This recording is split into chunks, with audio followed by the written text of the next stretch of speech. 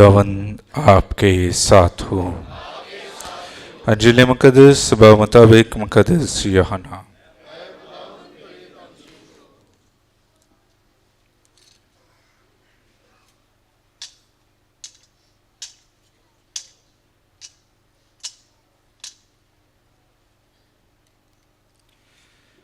उसके दूसरे बाप में से। और यहूदियों का फसह नज़दीक था। यीशु यरूशलेम को गया और उसने हैकों में बैलों, भेड़ों और कबूतर बेचने वालों को देखा, सराफों को भी जो वहां बैठे थे। तब उसने रस्सियों का कोड़ा बनाकर सबको भेड़ों बैलों समेत हैकल से बाहर निकाल दिया और सराफों की नकदी बखेर दी, तख्ते उल्टा दिए। कबूतर फरोशों से कहा, इन चीज़ों को यहाँ से ले जाओ, मेरे बाप के घर को बेवकार का घर मत बनाओ। तब उसके शागिर्दों को याद आया कि यूँ लिखा है कि तेरे घर की गैरत मुझे खा जाएगी। तब यहूदी बोल उठे, कहा, तू हमें क्या निशान दिखाता है और ये काम करता है? यीशु ने जवाब में उनसे कहा, इस हैकल को ढा दो, मैं 3 दिन में इसे खड़ा करूँगा। यहूदियों ने कहा, 46 बरस में ये हैकल बनी है और तू 3 दिन में खड़ा कर देगा? मगर उसने अपने बदन की हैकल की बाबत कहा, इसलिए कि जब वो मुर्दों में से जी उठेगा। तो उसके शागिर्दों को याद आया और उसने ये कहा कि वो नविश्ता जो यीशु की इस बात पर जो उसने कही थी ईमान लाए। पाक अंजील के वसीला से हम सबके गुनाह माफ किए जाएं। मसीह खुदावंद में अजीज मोमिनीन, आज बड़ी रूहानियत के साथ, बड़ी अकीदत और शादमानी के साथ खुदा के घर में मौजूद हैं।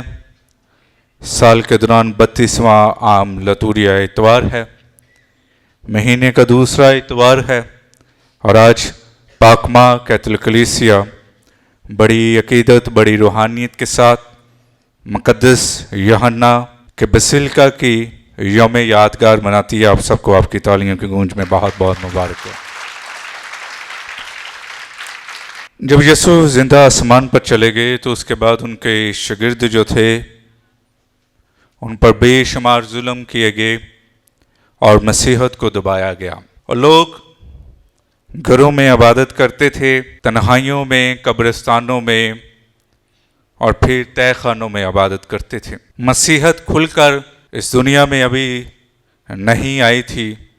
मानने वालों की तादाद काफ़ी थी लेकिन गिरजाघर मौजूद नहीं थे। तो उस वक्त का बादशाह जिसका नाम कॉन्स्टेंटाइन होता है, वो अपना महल जो उसकी बीवी को जहेज में मिला था वहाँ के बिशप को दे देता है। और आज भी ये चर्च बड़ी खूबसूरती से मौजूद है और ये चर्च एक बड़ा चर्च है। इसे गिरजाघरों की माँ कहा जाता है और ये चर्च रोम में मौजूद है। इसे नजात दहिंदा के नाम से मखसूस किया गया है, मुकद्दस यूहन्ना इस्तबागी के नाम से मखसूस किया गया है और यीशु के शागिर्द यूहन्ना के नाम से मखसूस किया गया है। पापा आज़म इस चर्च में रहते थे, फिर आस्ता आस्ता वो वेटिकन में चले गए। तारीख बताती है कि इस चर्च में ऐसे मुकद्दस चीज़ें भी मौजूद हैं और कई ऐसे निशानात भी मौजूद हैं और एक तरह से ऐसे तबारकात भी मौजूद हैं। वो टेबल भी मौजूद है, अलतार भी मौजूद है जहाँ मुकद्दस पतरस ने यीशु मसीह की खातिर पहली दफ़ा रोटी और मैं लोगों में बांटी थी। तो इसलिए इस चर्च को कलीसिया तमाम चर्चेस की माँ कहा जाता है क्योंकि ये दुनिया का पहला चर्च है। इटली में बड़े चर्चेस मौजूद हैं और उन बड़े चर्चेस में से 4 बसिलिका हैं जो बड़ी तादाद में, जहाँ लाखों की तादाद में लोग इबादत करते हैं, वहाँ मौजूद हैं। मुकद्दस पतरस का गिरजाघर जो रोम में मौजूद है, जहाँ पापा आज़म हर वक्त मौजूद होते हैं और दुआ करते हैं और अक्सर का वो लोगों को उस खिड़की से भी बरकत दे रहे होते हैं। दूसरा बड़ा चर्च है, पहला का जिक्र आज मैंने बता दिया। तीसरा बड़ा चर्च मकदसा मरियम के नाम से मखसूस है और हमारे पापा आज़म पोप फ्रांसिस ने अपनी ख्वाहिश का इजहार किया था कि जब मैं इस दुनिया से इंतकाल करूं तो मुझे उस चर्च में दफनाया जाए। चौथा बड़ा चर्च मुक़द्दस पौलुस रसूल का है जो रोम से या रोम की दीवारों के बाहर है, और रवायत कहती है कि ये चर्च उस जगह मौजूद है जहां मुक़द्दस पौलुस रसूल का सर जो है कलम किया गया था, तलवार की धार से उसका सर तन से जो है जुदा किया गया था और 3 दफ़ा उसका सर गिरा था और 3 दफ़ा आवाज़ आई थी, ऐ यस्सु ऐ यस्सु ऐ यस्सु। और आज ये बड़ा गिरजाघर है और यहाँ पानी के 3 चश्मे मौजूद हैं। एशिया में सबसे जो कदीमी चर्च है वो तुर्की के मकाम पर है जिसे हाय सोफिया कहा जाता है, और ये भी बड़ा एक नफीस और अपनी इमारत के लिहाज से बड़ा ही एक खूबसूरत चर्च है। और इस चर्च की मिसाल पहली कलीसियाँ हैं, बाद में वहाँ मसीहों पर जुल्म हुआ और मसीह आस्ता आस्ता चले गए और फिर बाद में उसे जो है म्यूज़ियम बना दिया गया। फिर बाद में जिस तरह आपको पता है, मुझे पता है कि पिछले 2-3 सालों से उसे जो है हमारे बहन भाई जो हैं वो जो गैर मसीह हैं अपने ईमान के लिए, अपनी नमाज के लिए उस जगह को इस्तेमाल करते हैं। तो ये दुनिया के कदीम चर्च हैं जिनसे हमें खुदा का कलाम मिलता है, मसीहत की जो है तालीम मिलती है। पाकमा कैथोलिक कलीसिया हमें ये भी बताती है कि हम जब भी किसी चर्च में जाएं जिसका पहली दफ़ा हम ज़ियारत करें और ज़ियारत करते हुए पहली दफ़ा किसी इलाके में या गली में उस चर्च के में दाखिल हों तो पहले खुदा का शुक्र अदा करें कि 3 तरह की दुआएं करनी चाहिए जो कलीसिया में सिखाती है। क्या खुदा तेरा शुक्र है कि तेरा घर इस इलाके में, इस गली में, इस गांव में, इस शहर में, इस मोहल्ले में, इस मुल्क में मौजूद है। दूसरा शुक्र करना चाहिए कि खुदा तेरा शुक्र अदा करते हैं कि यहाँ मसीहत है। और तीसरी पाकमा कैथोलिक कलीसिया दावत देती है कि अपनी मुनाजात रखें, अपनी दुआ करें जब आप उनके मज़हब को देखते हैं, अकीदत को देखते हैं या सलीब को देखते हैं दिली तौर पर। और कलीसिया में सिखाती है कि खुदा हर जगह मौजूद होता है और खुदा का घर जो है गिरजाघर होता है। और आज मैं अपनी कलीसिया को ये दावत देता हूँ, बेशक हम कैथोलिक ईमान रखते हैं, आप दूसरों के चर्चिस का भी एहतराम करें, आप उनके भी चर्चिस का एहतराम करें, उनकी कलीसिया का एहतराम करें। खुदा मौजूद होता है।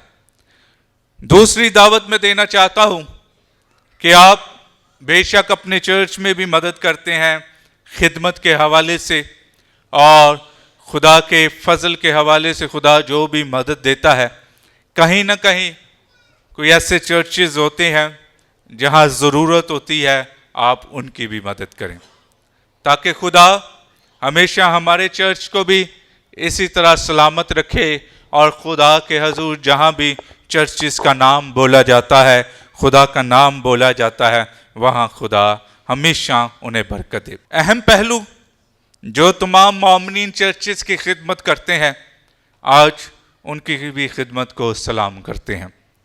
तमाम ग्रुप्स, तमाम तंजीमें और तमाम उन लोग जो चर्चिस की खिदमत करते हैं, खुदा के घर की खिदमत करते हैं, खुदा इसी तरह आपको बरकत दे। तमाम वो मोमिनीन जो इबादत के लिए आते हैं और खुदा के हजूर अपने हाथ खोलते हैं, खुदा उन्हें भी बरकत दे। और इस तरह किस तरह हम खुदा के हजूर किसी भी गिरजाघर में बरकत पा सकते हैं। ये गिरजाघर सांझे होते हैं, ये किसी की मलकियत नहीं होते, ये खुदा और कलीसिया की मलकियत है। इसलिए यहाँ सबके सर झुकते हैं, अमीर हो गरीब हो। हम अपने घरों में अपनी पसंद और नापसंदी का इजहार कर सकते हैं, लेकिन कलीसिया में किसी को भी हक नहीं है कि वो किसी को रोके इबादत के लिए। और इसलिए खुदा जो सलीब पर अपने हाथ फैलाए हुए है, वो इस बात की दावत देता है कि हम दुआ करें और फजल पढ़ें। आगे बढ़कर मैं कलाम सुनाते हुए इसकी अकीदत भी बयान करूंगा कि किस तरह खुदा के घर से आप जो है बरकत हासिल करते हैं। जब आज के कलाम अक़दस को देखते हैं तो हिजकिय्याह नबी की किताब में चंद चीज़ों का जिक्र किया गया है। उन चीज़ों को बयान करते हुए, निशानात को बयान करते हुए बताऊंगा कि वो कैसे हमारी ज़िंदगी में है। पहला जिक्र मशरक़ का किया गया है, दूसरा जिक्र नदी के पानी का किया गया है, तीसरा जिक्र बहरे अशूर का किया गया है और चौथा जो है फलदार दरख्त का किया गया है। चार चीज़ें हैं, इन पर बयान करूंगा कि किस तरह आप अकीदत में, एहतराम में बढ़ सकते हैं। और कलाम में लिखा है कि खुदा का सूरज कहाँ से निकलता है? कहाँ से निकलता है? और गुरूब कहाँ से होता है? मगरब में। खुदा की रोशनी मशरक से निकलती है और ज़बूर नवीस फरमाता है कि तू खुदावंद अपने खुदा की तुलूए आफताब और गुरूब आफताब में क्या कर? हम्द कर। तो सूरज निकलने से पहले और सूरज गुरूब होने से पहले तो खुदा की हम्द कर। और कलाम में लिखा है कि हमारा खुदा मशरक, मगरब, शमाल, जनूब का खुदा है। और इसी तरह सलीब जो है सारा पैगाम देती है कि खुदा के हजूर खुदा हमें बरकत देता है। जितने भी पुराने चर्चेस बनाए जाते थे उनकी लोकेशन या जितने भी पुराने हमारे चर्चेस हैं वो देखा जाए कि उनकी एंट्रेंस या अल्तार का हिस्सा मशरक की तरफ होता था। वो इस बात की अलामत है कि खुदा के हजूर खुदा की पहली किरण जब चर्च में आएगी, खुदा की रोशनी जब चर्च में आएगी तो तमाम कलीसिया को मुनव्वर कर देगी। और इसी तरह खुदा का कलाम जब पढ़ा जाता है, सुना जाता है, तो आप कुछ मशरक से आए हैं, कुछ जनूब से आए हैं, कुछ शमाल से आए हैं, कुछ मगरब से आए हैं। अगर मैं तुहाडे महलियां दा नाम लेना अच्छी गल नहीं। तो कोई इधर से आया, कोई इधर से आया, कोई इधर से आया, और सब आकर किसके हजूर जमा होते हैं? यीशु के हजूर, और सबके सर झुकते हैं। और इसलिए खुदा के हजूर सर झुकने वाले को ही बरकत मिलती है। अब खुदा के हजूर पानी की बात की गई है। पानी पाकीज़गी की अलामत है। किसकी है? और इसलिए जब काहिन आता है तो खुदा के हजूर पाक पानी से आपको बरकत देते हैं। और इसी तरह चर्च में भी मुख्तलिफ जगहों पर पाक पानी है ताकि खुदा के हजूर जो है वो आप जब उसमें से पाक पानी से अपने हाथों को डुबोएं, उंगलियों को डुबोएं, तो खुदा का मसा आए, पाकीज़गी आए। और मैं भी कभी स्प्रिंकलर से उस पाक पानी से ऐसे अपने आप को मसा कर लेता हूँ। ये ज़रूरी है। अब एक ऐसे दरिया की बात की गई है, एक ऐसी नदी की बात की गई है, और इस नदी को जानने के लिए, दरिया को जानने के लिए डेड सी, बहरे मुर्दार, एक दुनिया में एक समुंदर का हिस्सा है जहां इंसान डूबता ही नहीं है, और ये मिस्र और उर्दन के करीब आता है। उसमें कोई जानदार जिंदा रहता ही नहीं है, मछलियां नहीं उस हिस्से में पाई जाती, और इंसान अगर पांव रखे तो इंसान डूबेगा नहीं। खारा पानी है, नमकीन पानी है, और उसे कोई पीता ही नहीं है। पिएगा तो उसकी जो है ज़बान जो है वो कड़वी हो जाएगी। दुनिया में मौजूद है डेड सी, और खुदा फरमाता है कि खुदा के कलाम से एक छोटी सी नदी निकलेगी, पानी के छोटे से कतरे निकलेंगे और उस अशूर में मिल जाएंगे जो गंदगी की अलामत है, कड़वट की अलामत है, गुरूर की अलामत है, और फिर सारा कुछ जो है पाक हो जाएगा। इसकी मिसाल किस तरह है कि हम सब सुबह से लेकर शाम तक बहरे अशूर में रहते हैं, मुर्दार या मुर्दा जिस्म लेकर फिरते रहते हैं, दुनिया की गंदगी में दुनिया की आलूदगी में फिरते रहते हैं। और इसीलिए जब खुदा के घर में आते हैं तो सलीब से हमें नजात का पैगाम मिलता है और पाक पानी से हमारे बदन जो आलूदा हैं वो पाक हो जाते हैं। ये है खुदा के कलाम की ताकत कि जब आप पर खुदा का मसा आ जाता है, खुदा की कुदरत आ जाती है, तो सारी आलूदगी जो है वो खत्म हो जाती है।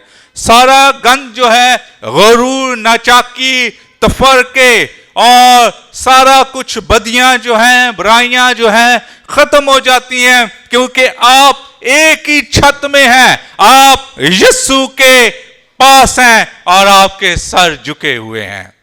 ये है खुदा के कलाम। और इसलिए खुदा कहता है कि जो नदी गुजरेगी, जो पानी बहेगा, और उससे तुम फलदार बन जाओगे। और इसलिए मसीह खुदावंद में अजीज मोमिनीन, खुदा के हजूर जब हम खुदा के कलाम को सुनते हैं और उस पाक बदन और खून की ज़ियाफत में शामिल होते हैं, जहां पाक शराकत हमें मिलती है, वो नदी, वो चश्मे जो यीशु की सलीब से बहते हैं, हमें फलदार दरख्त बना देती हैं।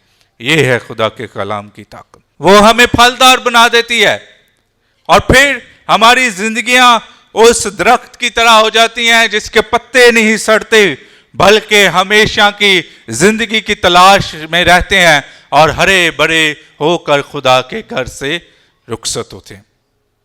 इसीलिए ज़बूर नबी फरमाता है कि मैं खुश होया जदों मनु आखन लगे कि आओ यहोवा दे कर चलिए। दुनिया में आपको कहीं भी सुकून नहीं मिलेगा। दुनिया में सिर्फ और सिर्फ एक जगह सुकून मिलेगा और वो है यीशु के घर में, वो है खुदा के घर में, और वो है कलाम के घर में। और जहां आपको कलाम मिलता है और जिंदगी की रोटी मिलती है। अब क्या फरमाता है मुकद्दस पौलुस रसूल, तुम्हारा जिस्म किसकी हैकल है? किस पर, किसकी शक्ल और सूरत पर बनाए गए हो? खुदा की। तुम्हारा जिस्म जो है रूल कुदस की क्या है? हैकल है। तो जब रूल कुदस की हैकल है तो खुदा की हैकल कैसी होनी चाहिए? दो चीजों पर बात करते हैं, पाक होनी चाहिए, खूबसूरत होनी चाहिए। पाक इसलिए क्योंकि खुदा का रूह हम में है, उसकी सांसें, उसके औसाफ हम में है। खूबसूरत इसलिए होनी चाहिए कि अगर रूह को जख्मी कर दिया तो ये तो बदन ही जख्मी है। अगर अपने ईमान में भटक गए, ईमान में इधर से उधर चले गए, तो रूह भी जख्मी और जिस्म भी जख्मी। सबसे पहले किसको बचाना है? रूह को बचाना है। और जब रूह को बचाना है तो खुदा के हुजूर दुआ करनी है। अपने आप को हमें किसके नाम पर मसा किया गया? बाप और बेटे और रूह कुदस के। बाप जिसने कायनात बनाई, बेटे जिसने कायनात को अपने खून से छिड़ाया, और रूह कुदस जिसके वसीले से हम मसा किए गए और रूह हमारे साथ है। और इसीलिए अगर इस दुनिया में भटक गए, दुनिया के कामों में भटक गए, दुनियावी चीजों में भटक गए, लड़ाइयों में, लालच में, फसाद में भटक चुके, तो फिर उस रूह को भी जख्म करते हैं और उस जिस्म को भी जख्मी करते हैं। इसलिए खुदा के हुजूर यीशु के एक खून का कतरा हमारे सारे गुनाहों की मुखलिसी है, माफी है।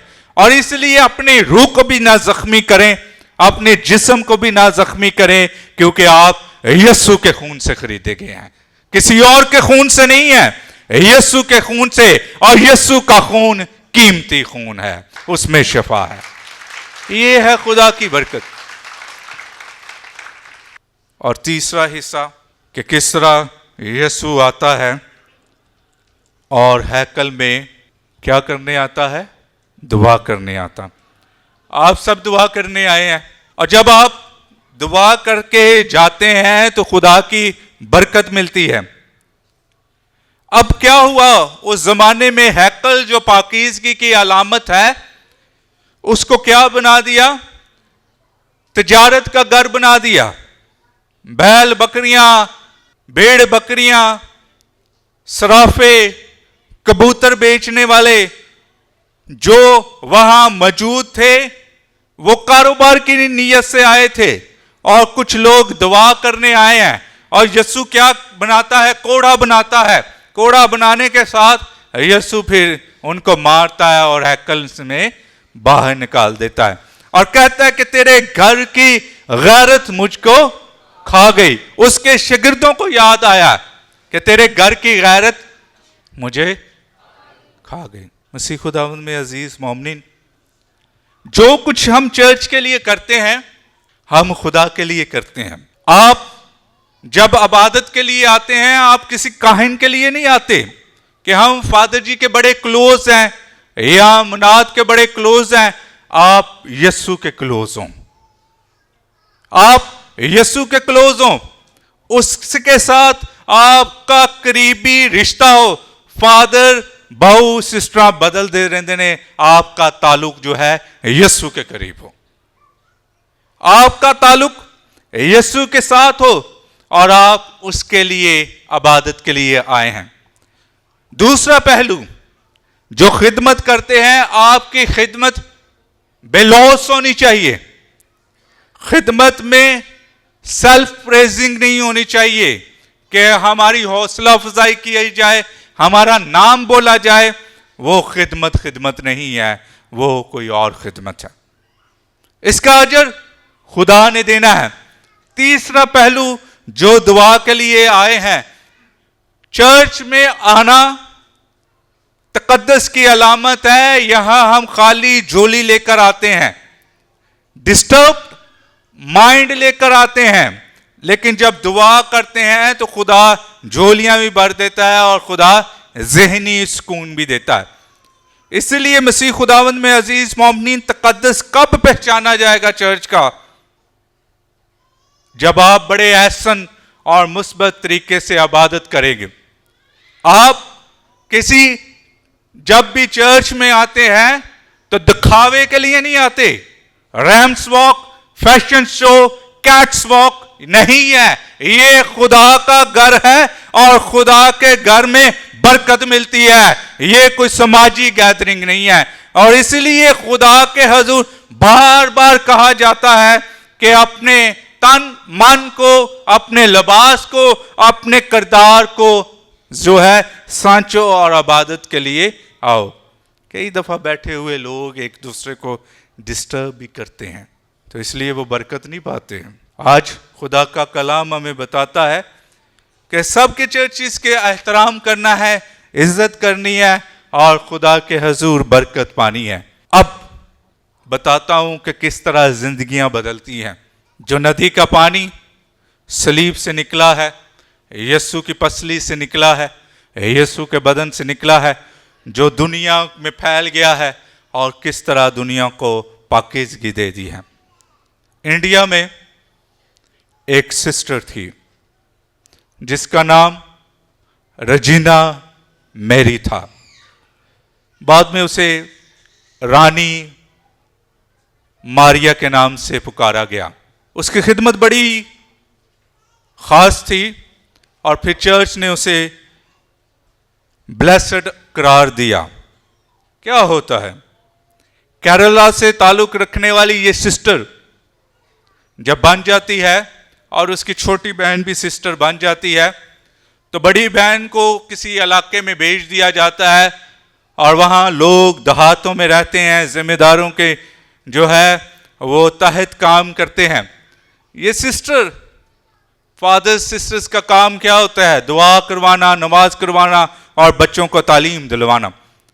ये सिस्टर जो है खुदा के हजूर उन बच्चों को पढ़ाती रहती थी और उन्हें खुदा के कलाम के मुताबिक जिंदगी बसर करने का दर्स देती थी। अब क्या होता है कि काफी लोगों को उसने मुतासर कर लिया और उसकी जिंदगी जो थी बड़ी पाकीज़ा थी। अकेली सफर कर रही थी और जब अकेली सफर कर रही थी तो जिस बस में बैठी थी वहां 4 लोग आ गए जो उसे मार देना चाहते थे। उनमें से एक शख्स जो था जिसका नाम जीवन सिंह था, जब गाड़ी बस जंगल से गुजरी तो उसने गाड़ी को रोका और सिस्टर जी नीचे उतरी और उसने चाकू के 40 वार किए। इतना तशद्दुद पसंद अफराद थे, उन्होंने 40 वार कर दिए। और जब 40 वार कर दिए, एक वार से बंदा मर जाता है, 40 वार कर दिए गए जिस्म के हिस्से में, और सिस्टर जी के जबान पर यही अल्फाज आते रहे, ऐ यीशु इसे माफ कर देना, ऐ यीशु इसे माफ कर देना। उसी सना पर सिस्टर जी की डेथ उसी वक्त हो जाती है। खून गिरा है, वर्षा के हवाले लाश कर दी जाती है। वो लोग जिन्होंने मारा होता है, वार किया होता है, उनको गिरफ्तार कर लिया जाता है। गिरफ्तार करने के बाद दफना दिया जाता है सिस्टर जी को। और फिर सिस्टर जी की छोटी बहन जो सिस्टर होती है, वो इस बात का इजहार करती है कि मेरी बड़ी बहन जो सिस्टर रानी मारिया थी, उसने मरते दम तक क्या कहा। तो इर्द गिर्द के लोग कहते थे कि उसने कहा क्या यीशु इसे माफ कर देना। फिर वो जेल में जाती है और वहां कहती है कि इसे माफ कर दें। उसकी मां भी जाती है, यह भी कहा जाता है कि उसे माफ कर दें, लेकिन अदालत ने उसे सजा दी होती है। लिखकर सिस्टर जी, छोटी सिस्टर और उसकी मां दे देते हैं। और जैसे ही वो शख्स रहा होता है, उसे माफ कर दिया जाता है। और माफ करने के बाद जैसे ही रहा होता है, तो वो छोटी सिस्टर जो बड़ी सिस्टर की बहन होती है और उसकी मां सबसे पहले भला क्या करते हैं, उस जालिम शख्स के हाथों को चूमते हैं, कहते हैं इस पर हमारी बेटी और बहन का खून लगा था। अब जिस जंगल में, जिस इलाके में, सड़क पर सिस्टर जी का खून बहा, खुदा के फजल से वो इलाका पूरी मसीहत में तब्दील हो गया।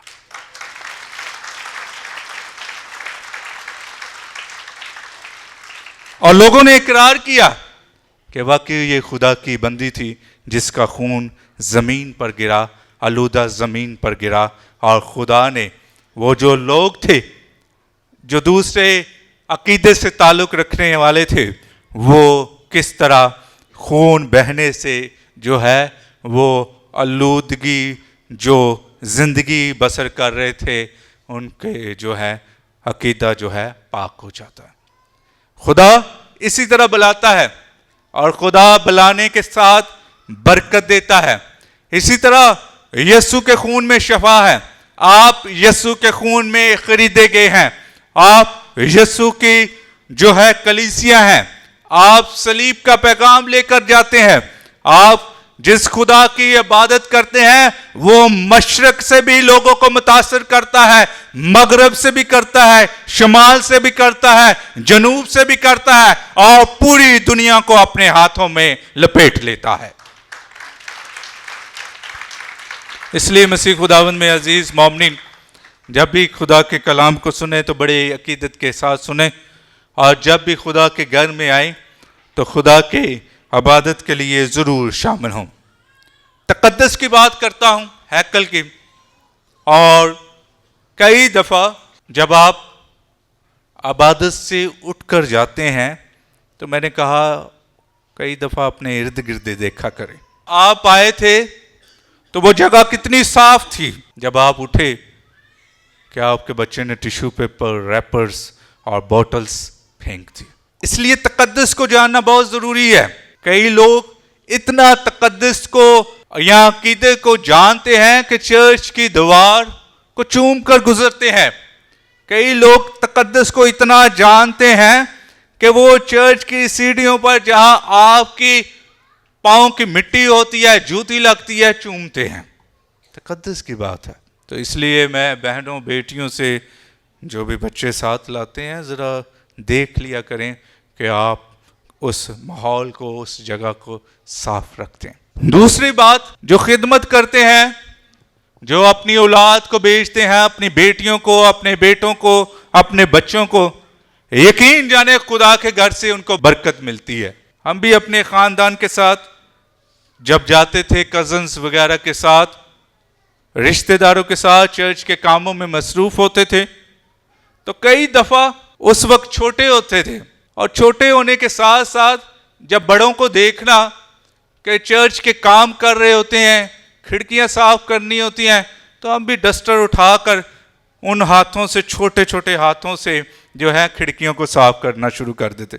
कभी कभी चेयर से गिरते थे, लेकिन खुदा का फजल इतना हुआ कि जो हाथ चर्च की सफाई करते थे, आज खुदा ने इतना मसा दिया है कि वो हाथ यीशु के बदन उठाते हैं। ये खुदा के कलाम की ताकत है। इसका अजर या इसका वसीला जो है खुदा देता है। इसलिए मसीह खुदावंद में अजीज मोमिनीन, कभी भी अपने चर्च की खिदमत करने से पीछे नहीं हटना। ज़रूरी नहीं माली खिदमत, आप इबादत के लिए आते हैं, यही आपके लिए बरकत का वसीला है।